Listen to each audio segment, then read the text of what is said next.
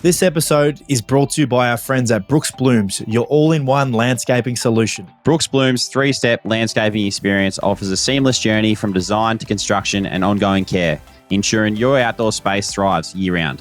Visit brooksblooms.com today to embark on your landscaping journey, where every step is a step towards a vibrant and beautiful outdoor entertaining space.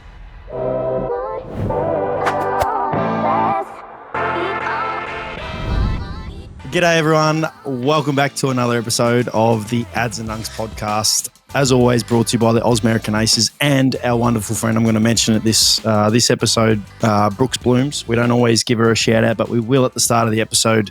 My name is Adsy, and of course with me, my best friend, another best on ground performance on the weekend, which was great to watch, Josh Dunkley. How are you, mate? I'm good, thanks, mate. Definitely not best on ground, but it was a good outing for us. Nice to get another win. Been a good week. How you going? Oh, yeah, been a little bit better. Been a bit of a challenging week in terms of footy, but other than that, life's great.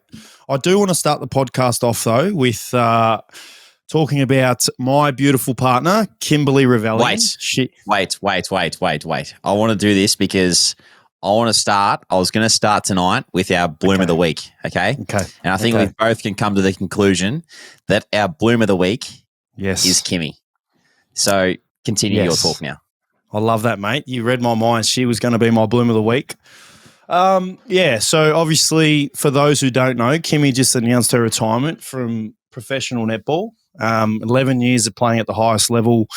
She obviously represented the Diamonds, Firebirds mainly. She obviously came to Melbourne and played for the Magpies for a couple of seasons, and bless her soul doing that, because I wouldn't have been able to meet her, and we wouldn't have been able to have little Georgie, which we're both so very proud of. But yeah, she announced her retirement today.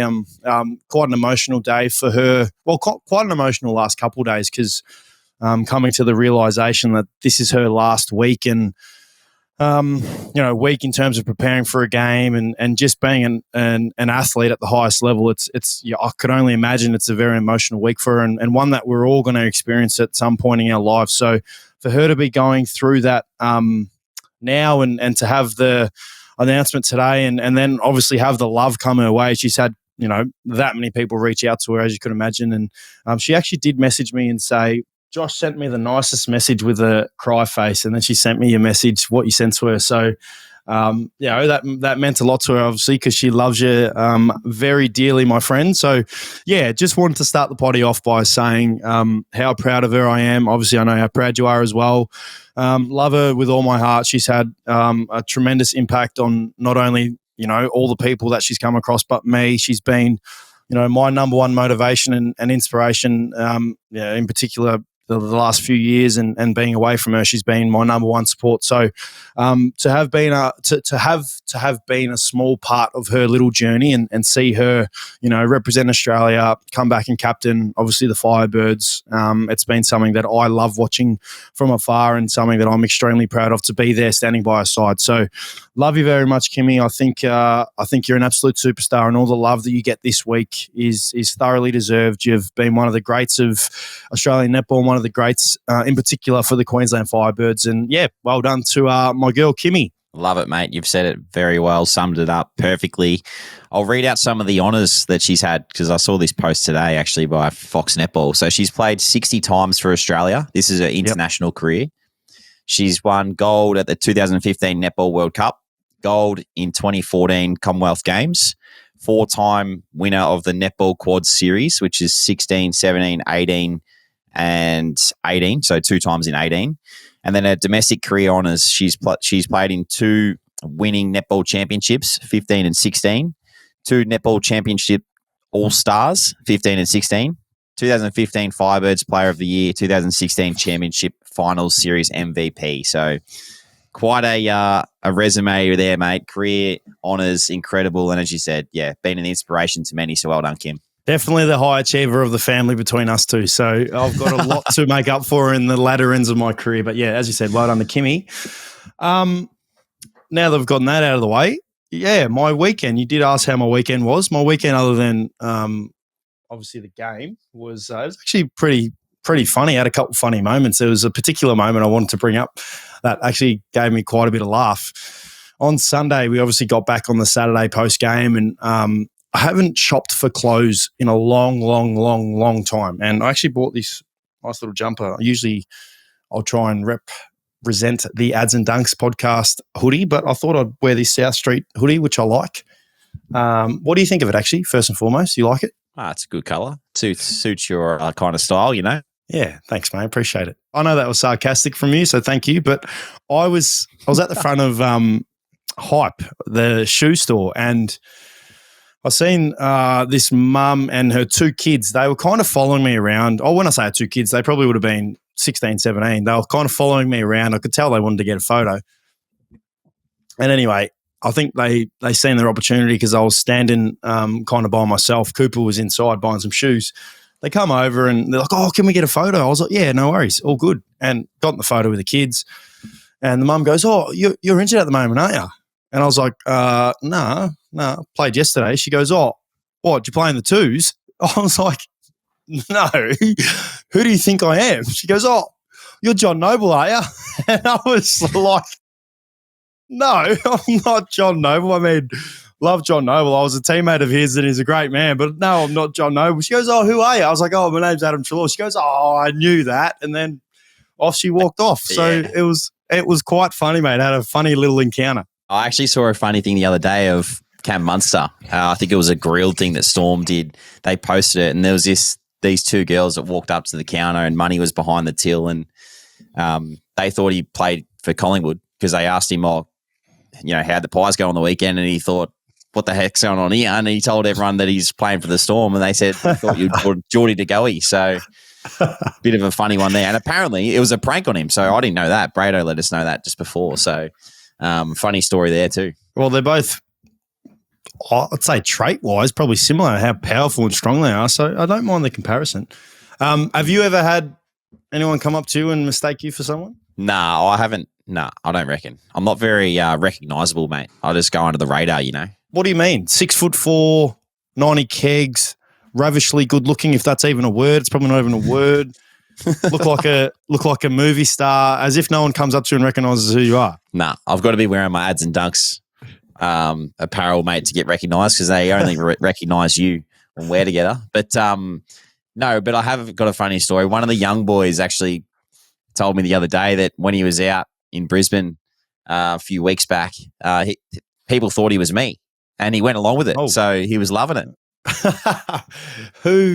Which young boy was it? Will McLaughlin, one of our mid-season draftees. Okay. So he's only just hilarious. moved up. Oh, that is so good. He's just shaved his head. He's shaved off the private schoolboy haircut and has now gone full like country mode. And people thought he looked like me. So we're talking pre-season version of Josh Dunkley when you went almost bald and you shaved your head and you still pulled it off. I mean, probably one of the very few who can pull anything off. But that was probably, you could probably perceive that as the wrong thing by me saying that.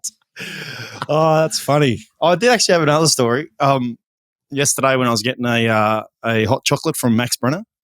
What a hot chocolate joint that is, isn't that right, Joshy? Your favourite. The one in Queensland, actually, near our house in Queensland, when Kimmy lives, they've actually got rid of that Max Brenner at Carindale Shopping Centre. So I'm a bit flat about that when I go up there. But I was walking out at about, it would have been about 8:50. I was on the way back from a birthday dinner, myself and Cooper. And we're walking out and there was these, there would have been 16, 17-year-old kids, school holidays, they're hanging out and there's a couple of boys, couple of girls there. And, I can tell they wanted to say something, but they obviously weren't at the time. And we're walking out and anyway, last minute, as I'm about to turn right, one of them turns around. He goes, "Oi, Treloar." I was like, "Yeah." He goes, "Baggers by 60 this week, mate." I was like, "Oh, thanks, mate." I just kept walking out. So I had two quite funny interactions. It was the highlight of my weekend. That's a classic. I don't know why people would say that type of stuff. Anyway, whatever. That's what it's all about. It is funny because you know this. I've said this to you before, and it's a little pet peeve of mine. I don't like being called Treloar. I hate when people call me Treloar. Yep. So those out there that, might play against Adam in the next couple of weeks or for the rest of the season, make sure you call him Treloar because he hates it. No, let me put it. I mean, surely people, if they know who I am, right, they know my first and last name. Mm. And if my first name's Adam, obviously the most common nickname for Adam is Ads. You'd think that they would come up and call me Ads or Adsy. Well, yeah, but if someone calls you Ads, it's more than likely someone that, if someone called me Josh, then it's, or Dunks, for example, like I'd know that it's someone that you know. Whereas if someone calls me Dunkley, I know that it's someone that you don't know. So it's like, nah. I'm just going to give that a no. Don't call me, please, I beg you, when we're out, don't call me Treloar. It makes my blood boil just that little bit when they call me Treloar. I just want to be called Ads. So, how was your weekend anyway, by the way? We didn't touch on your weekend. I went out to watch the girls on Saturday night before we played on Sunday. And before that was at the VFL to watch Kaiser play for the Lions, which was another good game for him, kicking 2 and had about 20-odd touches. And he's having a pretty good year, Kaiser. So who knows what the next few weeks holds and the rest of the year. But hopefully he gets another look in potentially somewhere.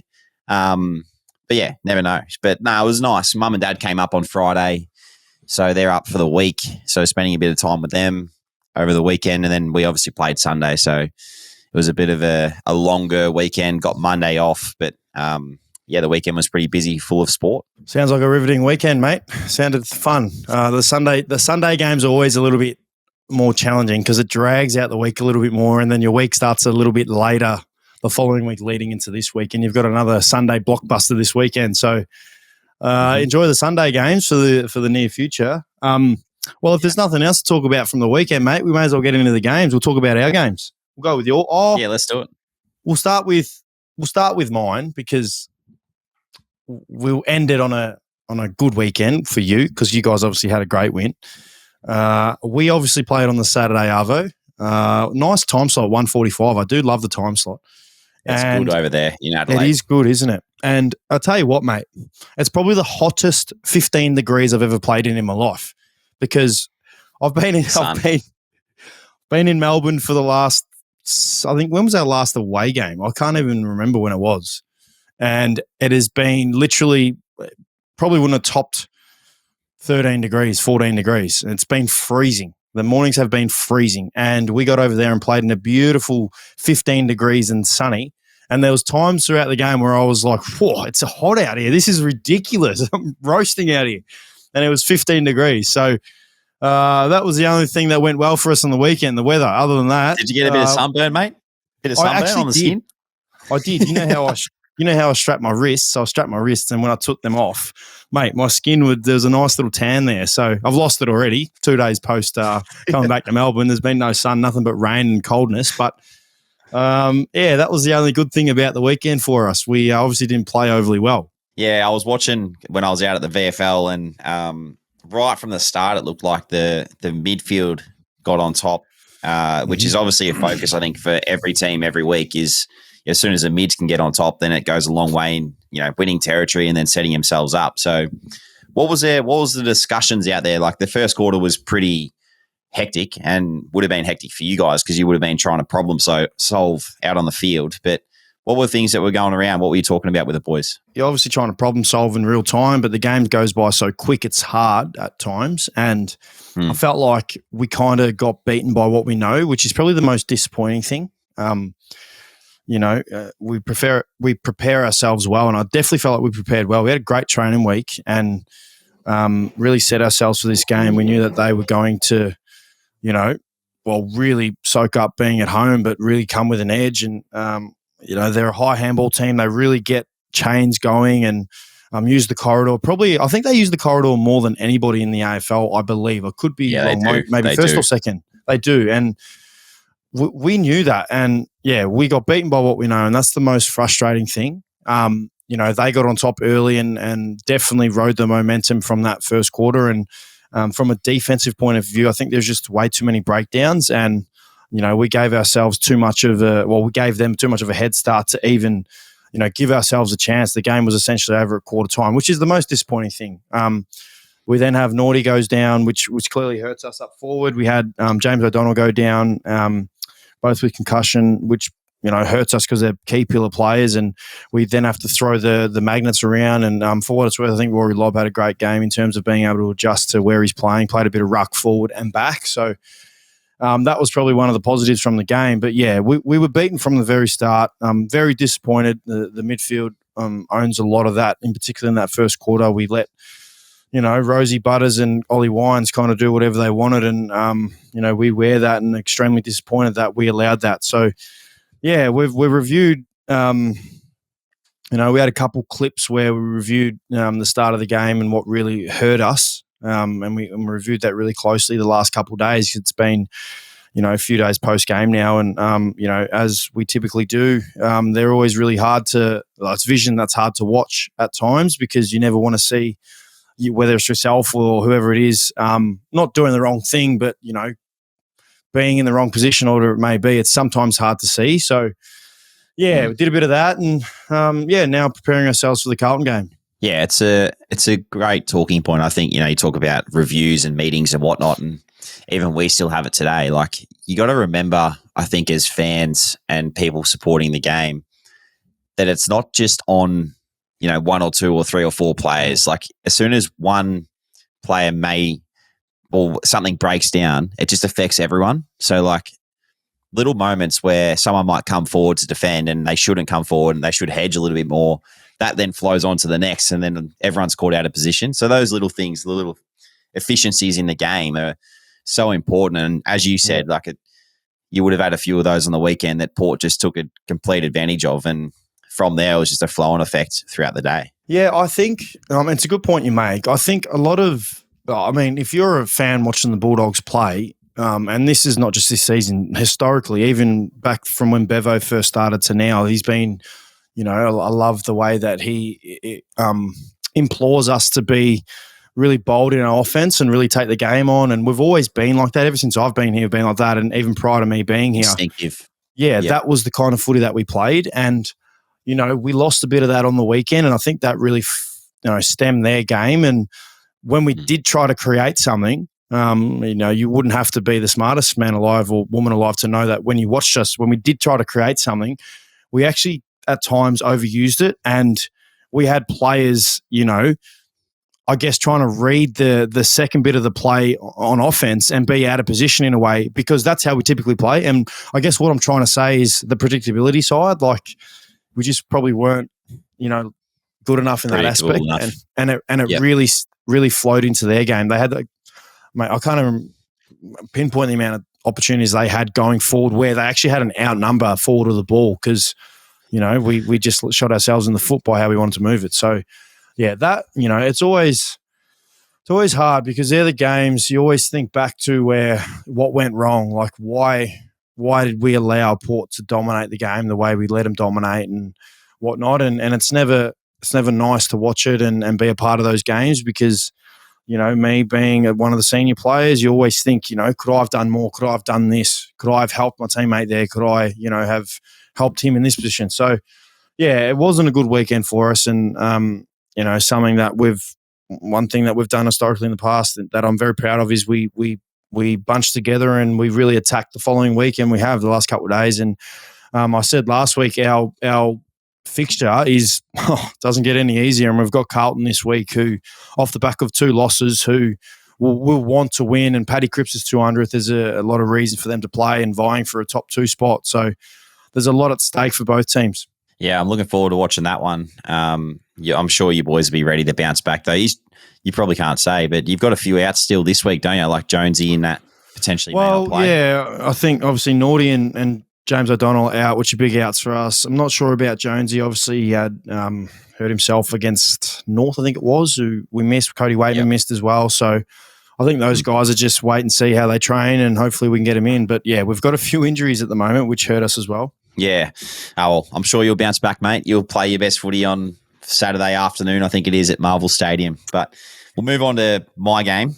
It was an interesting one, because I felt like we played good enough footy to get over the line, but we probably should have taken more of our opportunities, and the score shouldn't have been as close. I feel like it was one of those games where you sort of walk away, you get the win, you're happy, but we've still got so much to improve, I feel, as a group. Yep. So Yep. that was a bit of the review today, this morning, actually. We went through a few things that we can tidy up and things that are letting us down. I feel like opposition teams are scouting a few things that are beating us, at the moment. So disappointing in some aspects of the game, but positive to get the win again. Yeah, I thought that is kind of how you were going to review it, because I was able to watch most of your game. The only bit of the game I missed was your goal, which was a nice goal. It's a ripping goal. Other than that, I watched pretty much the whole game. And I felt like that's probably how you were going to review it, because there was at times throughout the game where it looked like you boys were just going to run away with it. And to Adelaide's credit, they really fought back and made it a real close game right to the very end. I mean, to lose only by, I think, 11 points, I think it was, and have a shot to go almost 2 kicks behind. Is there, I wouldn't say frustration, but is that something that you look at? You look at those moments where we're not probably finishing plays or whatever it may be. Are we getting too complacent in a way? Is there areas that you look at where it's like, oh, we need to be better there? Yeah, that's 100% right. Like, you're looking at little plays where, as I touched on before with you, like with your game, and it happens in every AFL game, I feel like if one person's off a little bit in that, distinct moment, then that just flows on to the rest of the team. And that's what we had the other day. If as soon as one guy's out of position and the next guy's out of position, then they went coast to coast a few times in that second half. So that was a disappointing thing. I feel like when we had, we could have put the foot on the throat a little bit and, challenged them a little bit more and stamped our authority on the game. We probably lacked it. So, yeah, looking to improve that this week against the Eagles. Yeah, well, I guess at the same time, the fact that you're still able to win those games, and I think that's 5 or 6 in a row for you boys now, must be something that you're, excited about in the last 7 games of the year to see where you guys can go. But I did want to talk about your form once again, mate. Best player on the ground, in my opinion. Obviously, Lockie Neal had a ripping game as well, but I'll always give you the 3 votes because I love you. Yeah, you must be pretty pumped about your last few weeks. You've been incredible to watch, and not only from an offensive point of view, your defensive stuff is probably what shines a lot of the time. But you must be pretty pumped. Yeah. I was actually a little bit disappointed on the weekend with my ball use by foot. I thought I had an okay, not a bad game, but my ball use by foot, I had 3 shots on goal. You'd like to kick those if you can. One of them I shanked really badly, so that's a bad one. And I try to bite off a few kicks that potentially I could have hit a little bit better. But yeah, all in all, I thought, obviously it's nice to get some recognition here and there. But I thought Lockie was our best player by a mile, and he led from the front all night. And, to kick 3 goals in the first half, on track for 6 for the game, was pretty special to see and be there, witnessing it. So, it was a good outing from him. And, I think he led from the front and helped us get the W in the end. Yeah, very modest, mate. He was good. That mark he took to kick his second, that was, there's a lot of times, where you're like, whoa. I didn't know that he could do that, but he did that, and it was nice, mate. It was very courageous too of him to do that. So he did have a ripper who could be a little smoky for the Brownlow. Now that, we're going to know tonight, but Isaac Heaney, I mean, that has been probably the biggest talking point of the round so far. You wouldn't have seen that game at all because obviously you were playing, but the game itself was incredible. I mean, that's what St Kilda are capable of. That's what we've spoken about when they play their best footy. They really took it up to you boys up there at the Gabba, and when they play their brand, they play a lot of good footy. The Sydney. I mean, do you reckon Sydney are? I don't know. Do you reckon? Oh, they've gone 13-1. Obviously, their last 2 games have been close losses. Do you think? Is it now? Does it give hope to teams that are a lot below them that, okay, well, we've got the recipe. We can see what we can do when we play Sydney. 100%. I feel like it's – and I remember saying actually about St Kilda after they played us up here that it'll help them – what happened up here will help them for the rest of the season because they took us on and they got plenty of reward in that last quarter especially. So – I wasn't surprised to see the scoreline, other than the fact that, the Swans coughed up a bit of a lead and Yeah, those types of things are things you don't see from Sydney a lot. You normally see them come from behind and win. So, yeah, no, I think it's great for the competition. Everyone would now look at the Swans and think, we're a genuine chance. So if we play the way that, the Saints played and the Dockers played against Sydney at the SCG, like those little things, yeah, definitely in the back of the mind. I think it just shows how even the comp is. I mean, we've spoken about it that much, but even the North Melbourne game, North Melbourne have beat the Gold Coast who, are flying. And North, obviously, their last 6 weeks have been, if there was a ladder for just this last 6 weeks, they'd probably be on the border of the 8. Like, they've been playing some really, really good football and, a bit of their footy in that game, in particular in the last quarter. You talk about moments that probably matter for them in the long run. Like, there was some moments where a lot of their players really stood up, and to be able to have experienced that in the real heat of the battle, yeah, unbelievable. What were your thoughts on Dimmer's comments after that game? Well, you can't swear. We know you can't swear, but I do like it because as a Gold Coast fan, I like it. If you're a Gold Coast fan, you want to see that passion because Gold Coast, right, 32 points. They win on the weekend. They go to 36, top 8.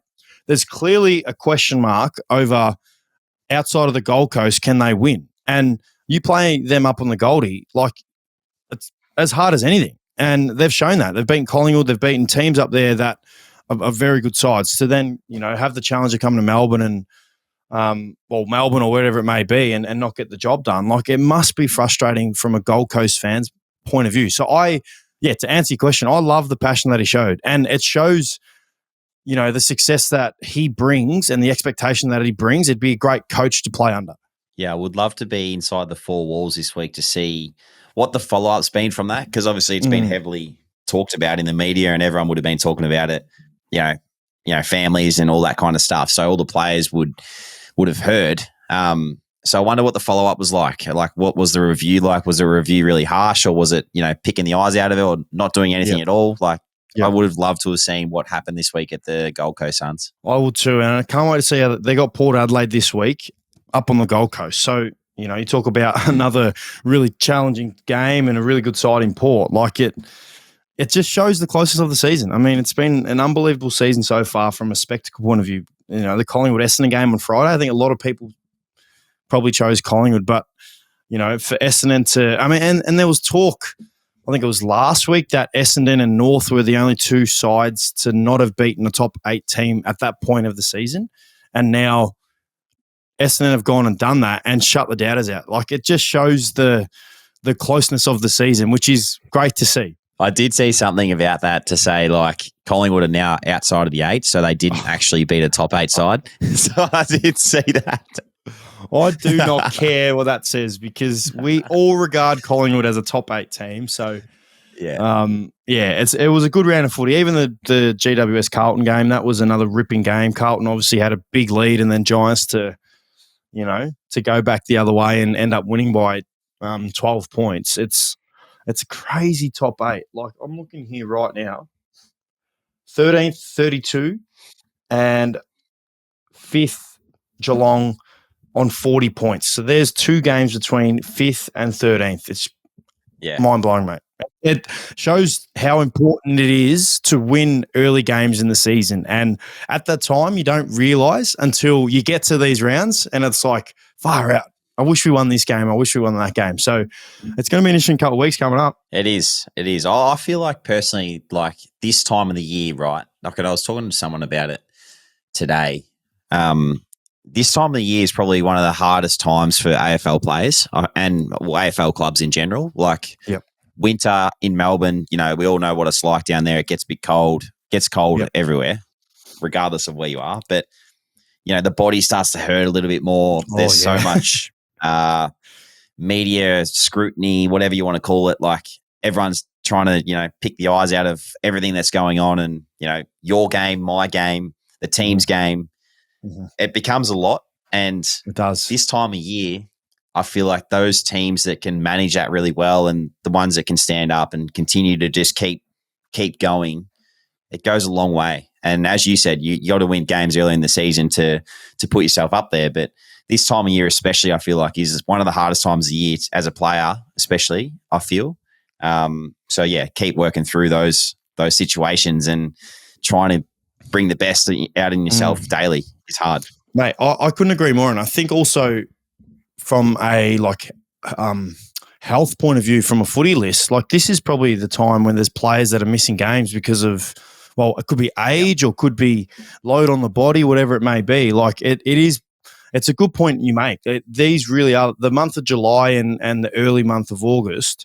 It's probably the most challenging time because there's players that are battling injury and whatnot, but there's teams still vying for top 8. So it is crazy. I did want to mention Adam Simpson. He obviously, what is it? Stepped down. I think mutually agreed to part ways today.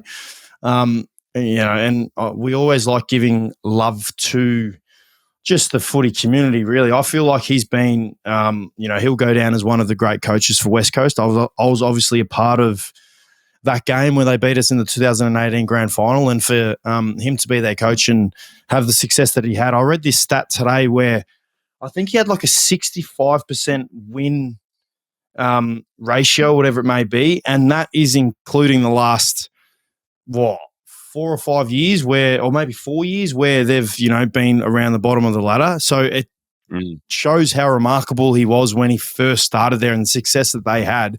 I remember there was no more intimidating place to play the West Coast over at Perth Stadium in front of all their fans because they have some diehard fans. So wishing Adam Simpson all the best for whatever his future endeavours are in terms of footy. Yep. I completely agree with you, mate. He's a star, and I know Fags holds him in very high regard as well. So the coaches would be, obviously a bit sad to lose someone of such a high caliber today, but I'm sure he'll be on to bigger and better things in the next phase, whatever that holds. He will be. Before we move on to unless you've got another footy chat from this weekend, I did want to say, you know how last week we mentioned how I've kicked some really good points in my time? Yeah. Did you see LDU's point against Gold Coast? I did. Mate, if he kicks that's goal of the year. Yeah, that was pretty good. That was good, mate. He burns off 2 players and then shrugs someone and then had a fading away drop punt, which was special. Mate, their midfield, I mean, we weren't going to keep talking about this round, but, mate, if I'm a North Melbourne fan, I'm extremely excited about Sheasel, McKercher, Davis-Uniacke, Simpkin, Wardlaw. That little core of midfield players, they're going to be very, very special as a group. Yep. I did see something today saying like they've got that group and that they're going to have a high draft pick this year. Should they use that draft pick to go and get – because I think it's a very top-heavy midfield draft. So should they use that to go and get something else? Would be interesting because they do. They've got such good players, mate. They've got unbelievable players that are going to be there for a long period of time and just going to be exciting to watch as a whole. Yep. And I was naive to mention Tristan Cherry. Is that how you say he's like Trest Cherry? Xerri. Yep, he's another very, very good ruckman, very underrated and young as well. So very good midfield. Anything that caught your eye from this round before we move on to the next round? Nah, mate. That's it. So we may as well get into the tips for this week. And it starts off with a ripping game, Collingwood-Geelong on the Friday night MCG. Who you got, mate? I've got the Cats. I think the Pies, they're not playing their best footy at the moment. They've had a lot of injuries, as we all know, but I just think the Cats last week, they showed Hawthorn how good they are and showed us as a whole footy world how good they are and not to forget about them. So I've got them winning on Friday night. Brody Mychek's a big out for Collingwood, massive out.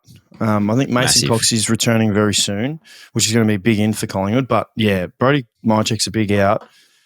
I want to say Geelong as well because I think their last 3 weeks or 2 or 3 weeks it's a reminder of how good they are, as you've said. But I want to also beat you in tipping.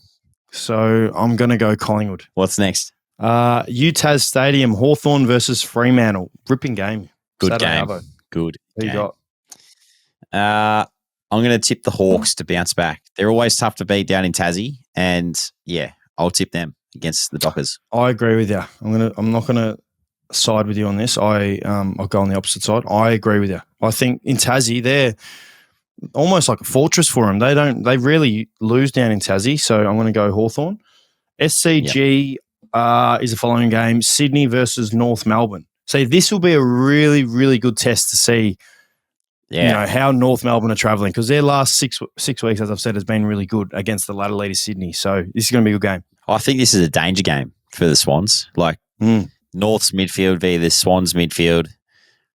We just talked about how good they are. I feel like this is going to be a lot closer than what people think. So I am tipping Sydney, but I just think it's going to be a very close game. It could be an upset.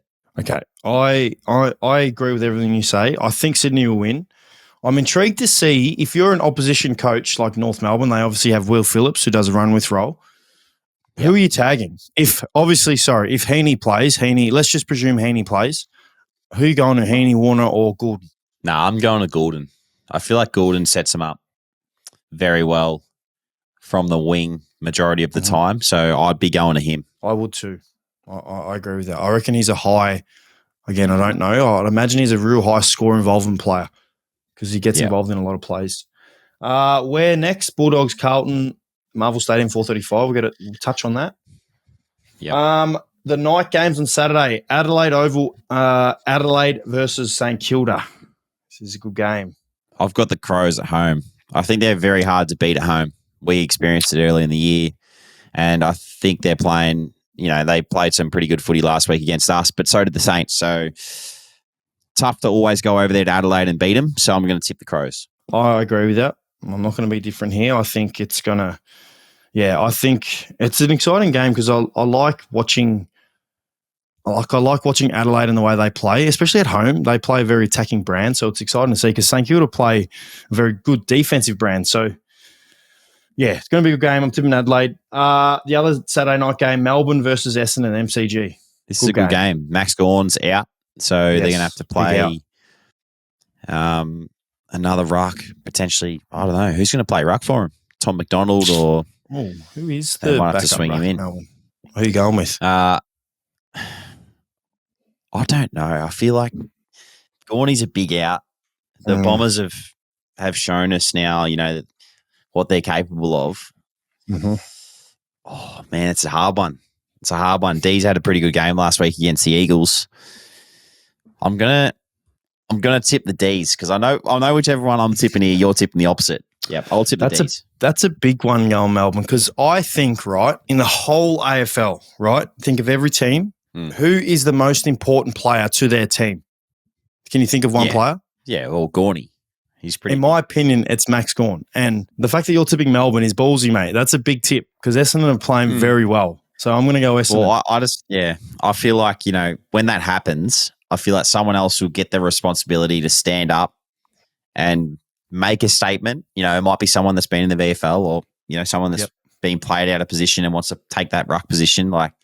I just think it's a good opportunity for someone to stand up. And normally, I know as a player, I'll be ready for that. I'll be ready and I'll be excited for it. So look forward to seeing that game. That will be interesting. The Sunday games, Gold Coast versus Port Adelaide. This is a ripper up on the Gold Coast. Yeah. Well, Gold Coast haven't lost a game at home, so I'll be tipping them. But this will be a cracker. I think Port will be up for the fight. The midfield battle is going to be huge. And after Dimmer's comments, though, I feel like they'll be getting a bit of a rev up this week, the Suns, and they'll be ready to go. It will be a ripper. I'm going Port because you're going Gold Coast, but it's going to be a ripping game. This is almost game of the round for me, I reckon. This is going to be, a really good game.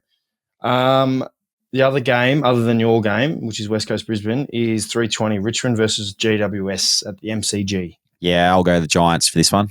I think they got back to their best last week, so they did beat the Tigers. Yep. I think GWS as well. So I'm keen to see how we end up at the end of this round, tipping wise. That obviously leaves our games. Start with my one because it's the Saturday evening twilight. Western Bulldogs v Carlton at the Marvel Stadium. As I touched on before, mate, it does not get any easier for us, and there's no easy games in football. So we've obviously got the Blue Baggers, and as that the man that I ran into at Southland said to me, Baggers by 60. I'm hoping that's not going to be the case. Hopefully we can go out there and, be ready for what they give us and we can get back to playing our brand of footy. And, one thing I am excited about is we're excited. We're extremely excited about the challenge ahead. Carlton are clearly one of the best sides in the competition, have been the last 2 years. We're going to play in front of a really good crowd. Love playing in front of the good crowds. Carlton fans come out in drones, and it's going to be really exciting to face them. Really looking forward to it. Yeah, I'm looking forward to seeing this because I personally think that you match up really well against Carlton. For anyone you go to, Cripper's in pretty good form. Oh, I think watching Cripper, he spends a bit of time in the ruck, goes ruck mid. So it is obviously very interesting. There'll be a plan around that, but yeah, you've obviously got to, you got to respect what they're good at, and it's not just obviously Paddy Cripps in there. Sam Walsh is in there, obviously. Adam Cherra's been back. They've got players that go through there who, we've got to not let them have, what they want and use their strengths. So I'm sure we'll have some plans, but yeah, really looking forward to it. It's going to be hot early. I think that's one thing that, we do, when we're playing our best footy, where our contests and our pressure's high, and it was, very poor on the weekend against a team that likes to flick it around. So, not expecting Carlton to flick it around the way Port Adelaide do, but having to bring that pressure is what we've got to do. So, yeah, it's going to be a ripper. All right, we'll get into my game now. We got the Eagles on Sunday, and as you touched on already, Simo's been given mutually agreed to part ways. So I'm not sure if he's actually coaching or not this weekend. Apparently he might be. So it might be his last game as a bit of a farewell, which would actually be nice, I feel, as a coach has given so much to a footy club, to send him off with a bit of a tribute game. But no, it's going to be a cracking contest. We love getting over to Perth. It's the longest trip in the book for us. 6-hour flight, mate. As you'd know. Yep. We did it that year in 21 when we made the granny.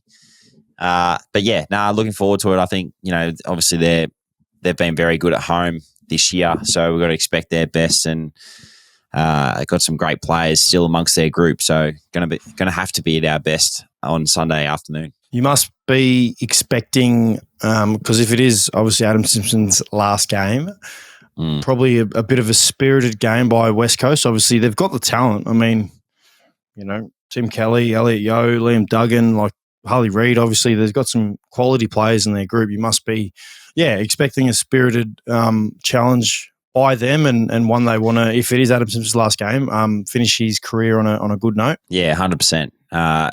I know that there's the thing that goes around, when the coach gets or the coach leaves, like the next week they have an interim coach, and, the release of shackles, just play footy, boys, go and have fun. And more often than not, that goes a long way to helping the group.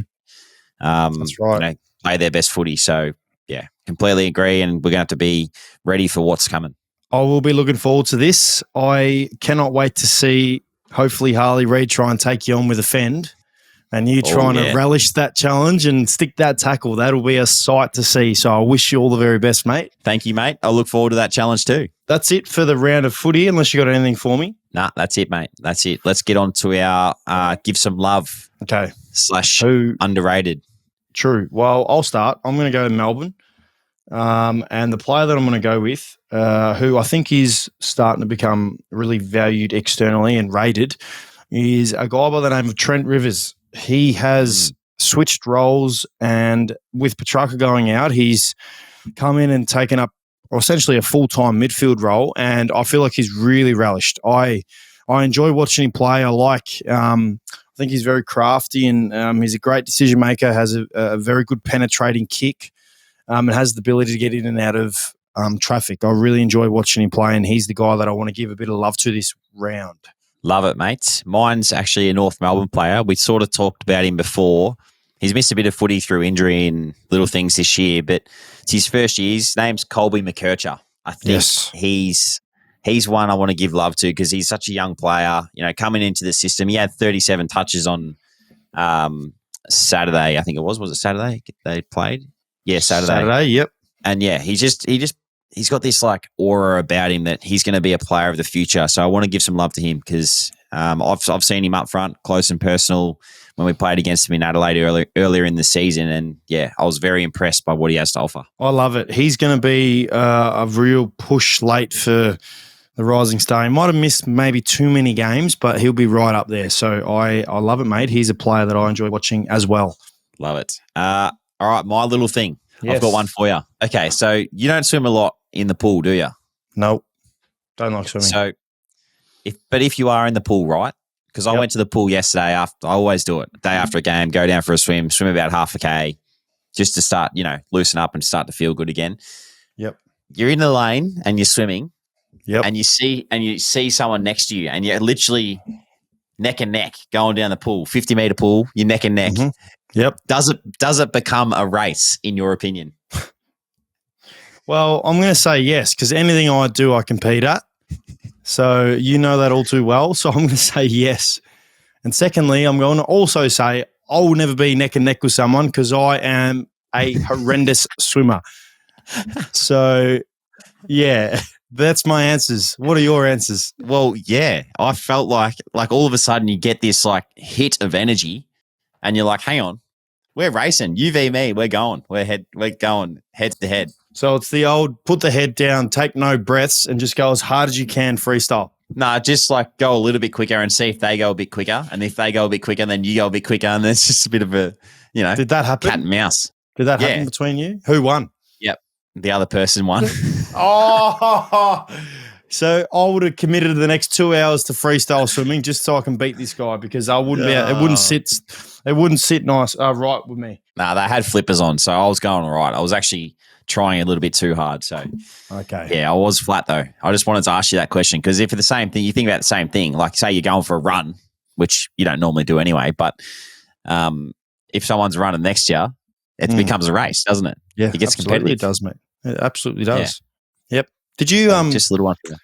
Did you actually swim much when you were young? All the time. Yeah, we did squad and all that kind of stuff. Yep, loved it. Oh, so you'd smash me at swimming. So that was going to be my next question. Who'd win out of you and me in swimming? You'd be eating my my bubbles, mate, behind me. Hey, isn't it true though? When we both retire, which is hopefully a long way away for you in particular.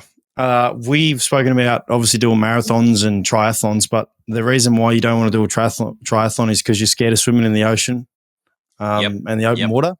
Yep. Yeah, well, I'm the exact same, mate. I just wanted to put it out there for those who are intrigued in us post-footy. That is why we will never be doing a triathlon because we'll never swim in the open water. And have you seen another talking point? Tipper actually told me to mention this tonight on the potty.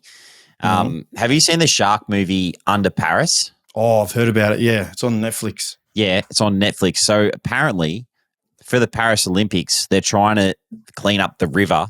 So the river in Paris, trying to clean it up so they can do a swimming race in it for the Olympics. No, thanks. And it's 3 weeks away and they're not going to have enough time to do it, but they're trying to. But this shark movie, mate, is Under Paris. It's in this river and they do a swimming race and they get attacked by sharks. You got to watch it, man. Thank you.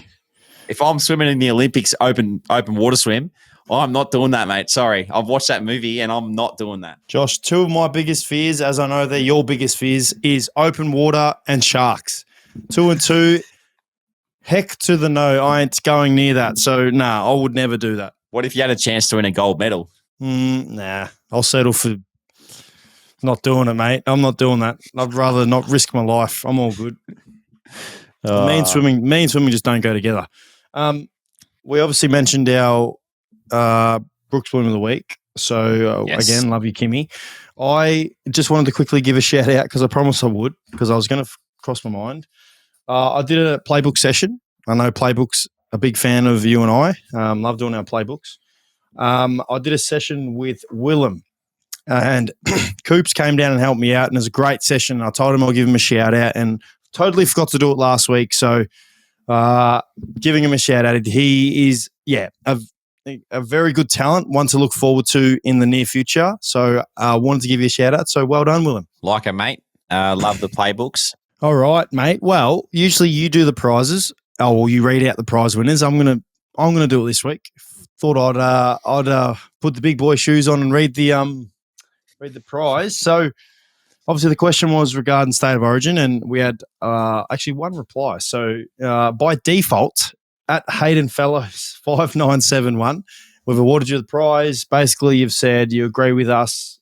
Surrounding state of origin, we need this in our lives. Picking a team. His Victorian team is, I don't think this is in position. It's just the name. So it's Darcy, Jeremy Cameron, Danaher, Toby Green, McGluggage, Papley, Merritt, Treloar, Josh Dacos, Bailey Dale, Jeremy Howe, Ed Richards, Ryan, Dylan Moore, Jacob Wiedering, The Bont, Gorn, Nick Dacos, Libba, Petrarca, Heppel, Viney, and Sarong.